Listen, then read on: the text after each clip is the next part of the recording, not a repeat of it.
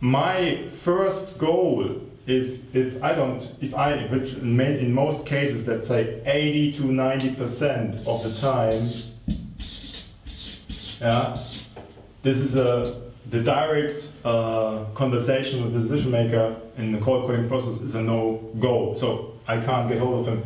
So what I'm doing, I talk to other people, and my aim is to find, and there's always one, this is what my promise to you personally, in every company, there's always one influencer, some person who works within the department of your target market who is willing to talk.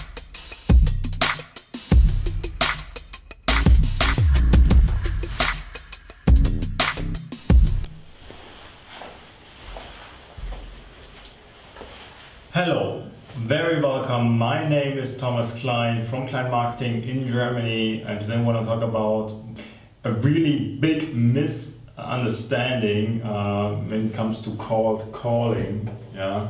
A lot of people in the industry of sales and marketing know that cold calling is a bit tricky, yeah?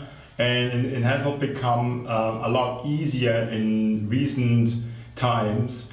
So here I want to talk about a couple of methods that we use successfully in real life. So there's no theory, so on a daily basis. So let's start up with, what is the actual goal? The actual goal in cold calling obviously is trying to sell a product or service to our target market. Yeah? And first of all, we need to get hold of the decision maker, and everybody knows that. So basically, the decision maker is called a decision maker because he is gonna sort of like does the decision in the end of the day. And so everybody is trying to call the decision maker. This is the first thing everybody has in their mind. Usually, you have some influencer and sitting in front of the decision maker who are kind of like filtering out the information that the decision maker is going to receive. So in various cases, or in many cases, it's very hard to get hold of the decision maker. And this is basically where a lot of people already fail in this whole cold calling process. So basically they buy a bunch of addresses, let's say 1,000 addresses, and out of these 1,000 addresses, they identify maybe 800 decision makers, and out of these 800 decision makers, they only get through to, let's say, 50 decision makers, and all the rest, that they can't get through, and they sort of like they bang their head against the wall, basically, and they try like 50 times, and then you have these like lists of call attempts, 50 call attempts for this decision maker, who number one, number two, 100 attempts for another decision maker, and so on and so on. And this is not going anywhere, and that's just a waste of time and a waste of your marketing budget. So the way how we work in this approach is that we say, okay, we want to get hold of the decision maker. All right, this is quite important, but what's also important, and maybe in the early stage of the cold calling process, even more important than right away talking to the decision maker, is gathering information.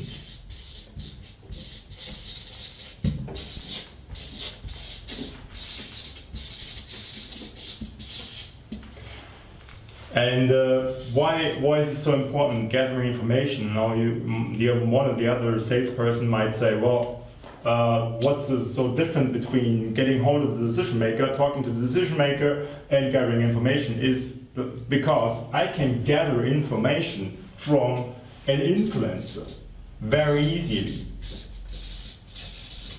Very easily. I can talk to other people that revolve around my original decision maker target market, that work in the department, that work in other departments that have to do with this department. And my first goal is which in most cases, let's say 80 to 90% of the time, yeah, this is the direct conversation with the decision maker in the cold calling process is a no-go. So I can't get hold of him. So what I'm doing, I talk to other people, and my aim is to find, and there's always one, this is what my promise to you personally, in every company, there's always one influencer, some person who works within the department of your target market who is willing to talk here, to chat a lot. If you ask the right questions, if you find the right people, the right person, he's gonna have time.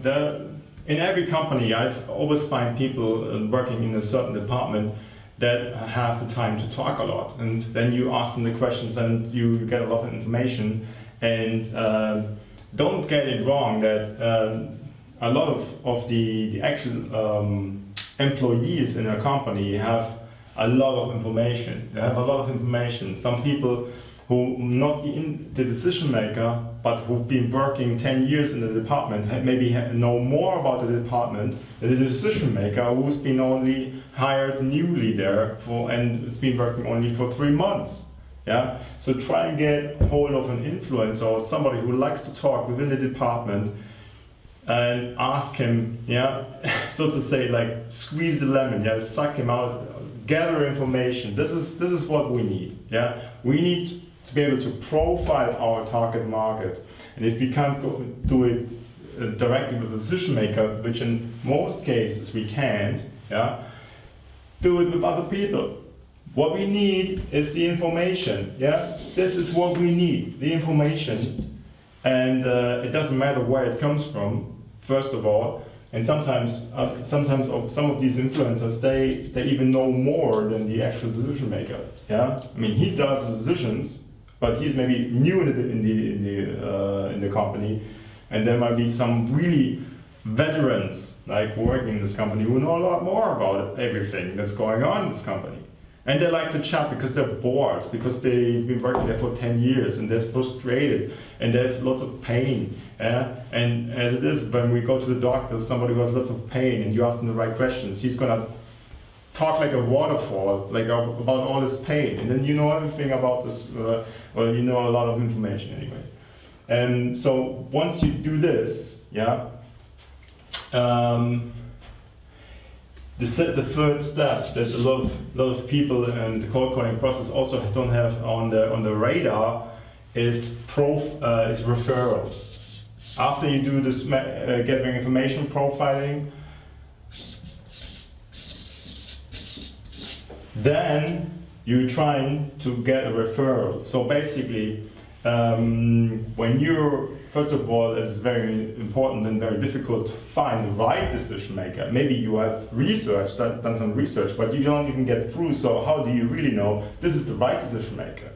In many cases, especially when it comes to bigger companies within your target market, it's that there's not only one decision maker, there's various decision makers. You know, one decision maker maybe makes a decision to 80%, and another one has maybe 20% or 60-40 or whatever. But there's never ever, it's one decision maker who does all the decisions to 100%.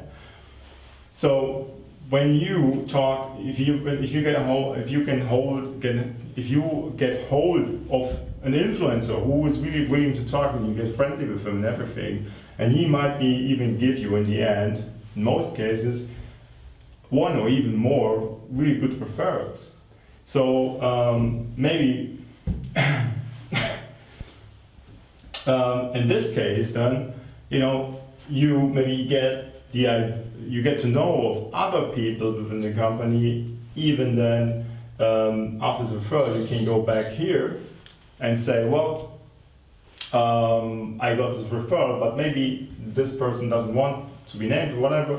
Then you just do this anonymously, just on occasion. But then you can also go there and say, well, maybe this person here gave me new decision makers, yeah, that I didn't even know before because they are not in LinkedIn. Yeah, they are not somewhere in Google. I can just Google around and do my research. There are a lot of decision makers I didn't even think of, and he maybe give me then another set, maybe even set of decision makers, maybe even a bunch of decision makers, in different departments. Lots of information. Then I can go back to point 5, and then I actually do my cold call again, which is then not really as cold anymore, because I've been done a lot of through this whole process, and I've been doing a lot of research on research, not only like in the internet, like researching, but researching by talking, by engaging, having conversations with people within the company. And this is basically research on the spot. Yeah. So basically, this is one method. This is the way how you could work and improve your results in the cold calling process quite dramatically. Yeah. A lot of people, they just try identify some kind of decision maker, either that buys some contacts from an address broker, who in most cases are out of date anyway, and then you get embarrassed, asking for some person who doesn't even work there anymore, yeah. Or you do some research in LinkedIn, and even the contacts in LinkedIn in many cases are not up to date, yeah. So in 80% of the cases, you get stuck here very, very quickly. So what you need to do is you need to gather information. You need to gather information no matter how, no matter with who, and there's always people in every company, it's very important, that are willing to talk, willing to have a chat with you. There always are. Just imagine you working in a company yourself, the different people who are there, different characters of people. There are always some people who never talk a lot, and then there are always people you meet in the kitchen and they chat all the time. You want to meet you want to get hold of these people who chat all the time, and get chatty with them. Then you obtain information, you do your profile on the spot, you research while engaging in having conversations, maybe even getting referrals. And after this process, having referrals, you get maybe a new set of decision makers you couldn't even think of before, because they're nowhere to be found, not in Google, not in LinkedIn, not in Xing, not wherever. And then you go back to the actual cold calling process, which is then not so cold anymore, because you have all this information, yeah. And this makes your cold calling a little bit, so to say, hotter, yeah, a little bit warm calling kind of style. And this is where you want to go, yeah. You always want to